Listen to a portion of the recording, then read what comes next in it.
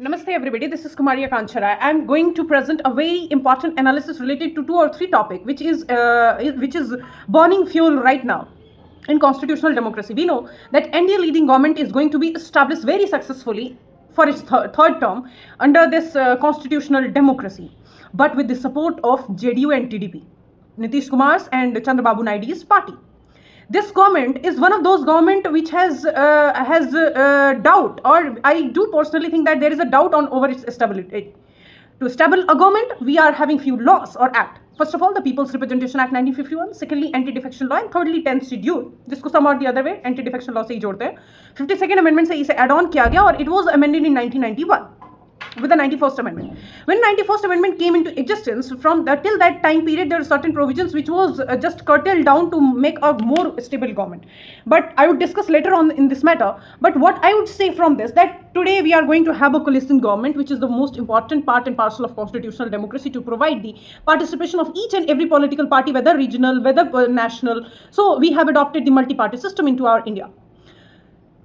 We are very much acquainted with this fact that Bihar is a state which is having always marginalized status. It could never become the part of mainstream states, for example, Maharashtra, Gujarat, Rajasthan, etc. It's a time for Nitish Kumar to give an example for all of the country leaders that how being in the part and parcel of a central government, you can do much better for your state. आज जो संसदीय दल की बैठक हो रही थी NDA के द्वारा, वो लाइव किया गया था. उसमें आपने देखा होगा कि नीतीश कुमार किस तरह चरणों में विलंब हो रहे थे मोदी जी के. ऐसा लग रहा था कि अन्नदाता सब कुछ दाता वही महाराज है, इनका कोई से है ही नहीं. मुझे बहुत बुरा लगा कि you are getting so much submissive in spite of giving support to that NDA so that it can make a successful government into centre. It's a time for Nitish Kumar to ask for special status. It's time for the Nitish Kumar to ask for infrastructure, for more investment, to provide employment by being into Bihar, to establish more and more study centers, to establish hospitals, good multiplex hospitals, to establish more beautiful aims, which was promised by Mr. Narendra Modi but never fulfilled. ये वही वक्त है जिस वक्त बिहार के लिए कुछ किया जा सकता है. और नीति आयोग के सो कॉल्ड रिपोर्ट में जो Bihar always marginalised and below the belt होता है, वो कहीं ना कहीं मेन स्ट्रीम पे आ सके. ये तो पहली बात है जो कि ये चीज़ ये सरकार को करना चाहिए. अभी इसी वक्त उसके कोलिशन में जो लोग हैं उन्होंने क्लियर कर दिया कि we are not going to support government on the issues which are dividing the society.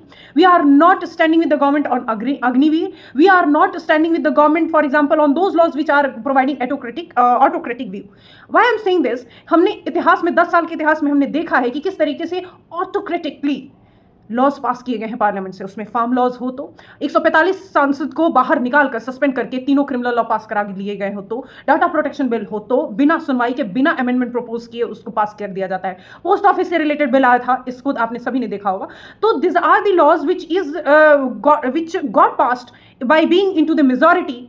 And at that time BJP was in majority, but now there is a doubt. The BJP leading government can't do anything as per their own will. There should be a government by rule of law, rather rule of will, inner will. So apart from it, I would like to consider two things. Firstly, as I discussed initially in my video, where I said that there is a certain act which provide stable form of government. Nitish बाबू के रवैये से सभी को मालूम है. मुझे ऐसा लगता है कि सरकार जैसे ही शपथ ग्रहण करेगी और सेशन साथ में प्रोमलगेट होगा, राष्ट्रपति जी से बुलाएंगे, तो उसके तुरंत बाद ही ये सरकार बहुत बड़ा बदलाव करेगी एंटी डिफेक्शन लॉ को लेकर. जो 2/3 मेजॉरिटी से स्प्लिट अगर पार्टी करती है और जाकर कहीं और शामिल होती है तो उसे डिफेक्शन नहीं माना जाता, पनिश नहीं किया जाता, उसे स्प्लिट माना जाता है, मर्जर माना जाता है. तो उसको लेकर भारी बदलाव करेगी. इसके अलावा मुझे ऐसा लगता है कि ये पूरी की पूरी कोशिश होगी ऐसी चीज़ों को ध्यान में रखने के लिए कि ताकि ऑपोजिशन, क्योंकि इस बार ऑपोजिशन मेजॉरिटी में है, खासकर ऑपोजिशन का रोल प्ले करने के लिए है, तो कोई भी एक्ट, कोई भी लॉ जिसमें कि कॉन्स्टिट्यूशनल अमेंडमेंट हो सकता है या फिर 2/3 मेजॉरिटी से पास कराना है, वो पास कराना मुश्किल होगा. तो वहां पे ऑपोजिशन के लिए अब सबसे बड़ी बात है कि 2 टर्म से एनडीए गवर्नमेंट ने लीडर ऑफ ऑपोजिशन नहीं चुनने दिया, क्योंकि रूल ऐसा है कि 10% of the total seat of the house का अगर किसी पार्टी के पास एमपी हैं वही लीडर ऑफ ऑपोजिशन होंगे. लेकिन ऐसा नहीं था. मिनिमम 55 सीट्स चाहिए थी, मगर कांग्रेस 45 पे लुढ़क गई थी.